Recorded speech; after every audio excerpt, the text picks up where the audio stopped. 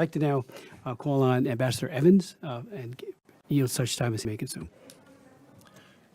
Thank you, Mr. Chairman, members of the Commission. I find myself in the fourth position here, wanting to associate myself with virtually everything that's been said. All these observations have been remarkably on the mark, and so I would ask that my testimony simply be put into the record, but I will draw a couple of points from it for today. I was in Yerevan in 2004 to 2006. I never dealt directly with the issue of Nagorno-Karabakh. That was being handled by the Minsk group, of course, but nonetheless, I did learn a lot about what was going on. And I learned a fair amount about Armenian history, which, by the way, is quite fascinating once you get into it. I'd just like to make 3 points about the Armenians in Karabakh, or as they call it, Artsakh. One of the earliest histories recounts that after losing an important battle to the Persians, the Armenians, quote, fled into the forests of Artsakh. That's one of the earliest references to Artsakh and to Armenians being there.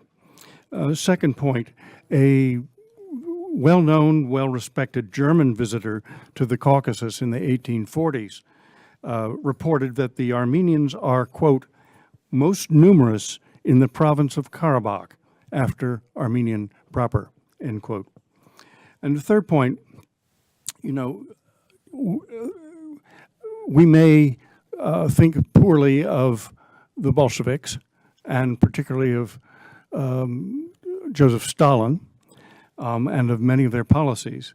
But it was not for no reason that the Commissariat for Nationalities made Nagorno-Karabakh an autonomous region within Soviet Azerbaijan.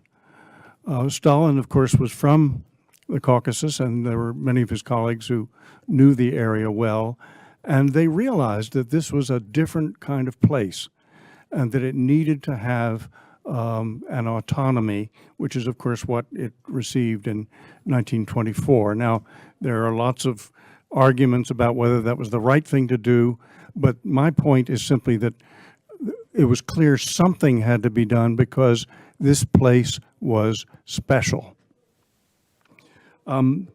So I would maintain that the Armenians are indigenous to Karabakh.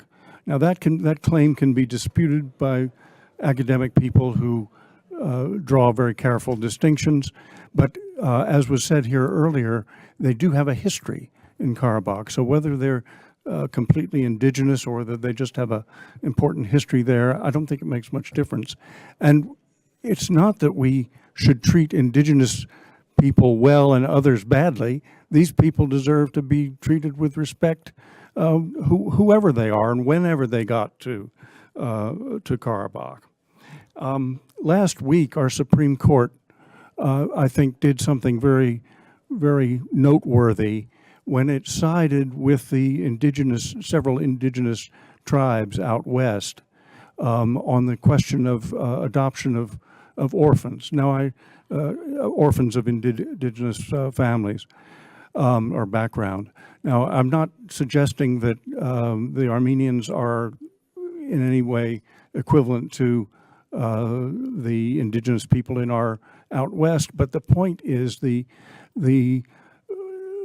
court decided to strengthen the elements of sovereignty that the people out west, the indigenous people, have, and there should be respect for these groups, and I wish Azerbaijan had that same intent or inclination. I'm going to skip over a lot of this here. One of the points, though, that is sometimes disputed is whether there really is a danger of genocide. I would say absolutely there is. It's been stated here today that the second genocide has already begun. That may be questionable, but I think there is a real danger of it, and it's not only in view of the 1915 precedent, but it's also, as David has said, it's in view of the actions, recorded actions and speech of Azerbaijani officials and politicians, and that also includes politicians in Turkey. So this is real. Now, I'm leaving out some more about the failure of the OSCE Minsk group. It still theoretically exists, but I think it has in some ways outlived its usefulness. It was one of the few fora in which the United States, Russia, and France continued to cooperate despite the increasing numbers of friction, elements of friction between East and West. But I think at this point that process cannot be counted on, and I would join the chorus in praising the State Department for getting back into it. I do believe the State Department calculated wrongly in the last administration, devalued the Minsk group process, and that was one of the things that led to its collapse. Now, I'll come right to the end here.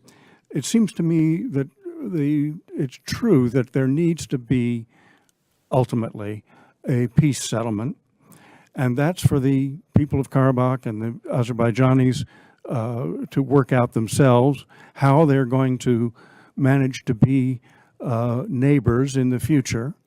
That's not our task today.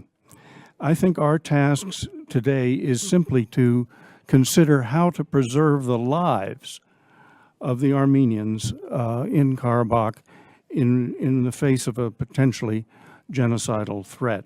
I certainly agree with the idea that the waiver of Section 907 ought to be rescinded.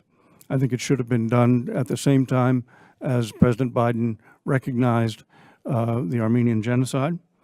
I don't know what's going on in diplomatic conversations, but I think it would be well to urge our diplomats to put the brakes on Turkish and Israeli arms sales to Baku. All the other members of the Minsk group, and Turkey is technically a member of that group, but all the others had basically agreed to preserve the military balance in the Caucasus. Now, Russia, of course, played the biggest role as a supplier to both sides. But when Israeli and Turkish high-tech drones and other equipment got in there, not to mention the F-16s, this really upset the situation and has brought us to where we are. But as the Armenian surgeon who treated Senator Dole advised him, you can't think about the way you were and what you had. You have to think about where you are now and go forward from here. And I think that's what we have to do. I think it would be very good to have some more high-level, and I mean top-level, discussions with Azerbaijan and make it crystal clear that the ethnic cleansing of the Armenians in Karabakh is absolutely unacceptable to the United States. Mr. Chairman, I actually do have some ideas about what ought to be done for an overall settlement. This is not the place for me to share them. I have to commit them to paper, but I'm planning to do that in the next few weeks. I think ultimately we do need a goal so that both sides can see that diplomacy can get to a place where they both have their dignity intact, and people can, on both sides, can accept. It's not going to be a perfect settlement from some people's point of view. As President Biden said in another context, that's politics. Compromise is of the essence. So I'll leave it there, and thank you for calling me to share my thoughts. Ambassador Evans, thank you.